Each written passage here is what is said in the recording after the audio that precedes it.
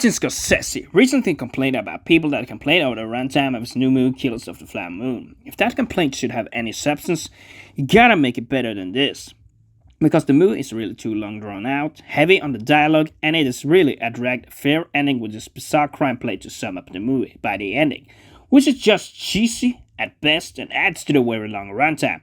If it had been filled with more excitement, it had been no problem, but this movie really bores you with its heavy usage of voiceover reminiscent of what Scorsese did in Casino. You see some decent acting from De Niro and DiCaprio, and the movie really starts better than it ends, with the story of the Osage that reels you in. But at the same time, the investigations into the murders and repeating the same stories over and over again just does not hold you interested the way you should be in a longer movie like this. A lot of people are skeptical of the runtime, and I really don't think watching it will kill the skepticism. I had expected it to be more violent and vivid, and although there are some violence, it is very short in its appearance. And the movie itself is miles away from Scorsese's best work, like Cape Fear and The Wolf of Wall Street.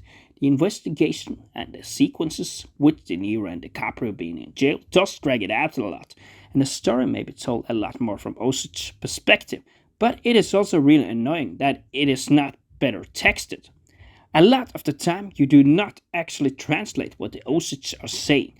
Maybe some people may call this movie artwork, some may label it even as an Oscar movie, but for me, it is a very boring movie that I do not necessarily regret that I went to, but I have seen a lot of better movies than this. Although Scorsese may be proud of this movie, to me, it is perhaps the most overrated movie this year, because people have been talking it up all year. To me, at least, there was no real hard, good reason for that. Because although the story was interesting, the movie tries to tell way too much without having too much substance.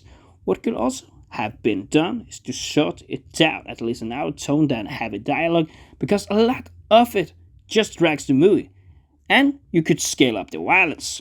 For me, personally, I will give it a 5 out of 10, and I feel it's a quite large disappointment, but of course, you may like it better.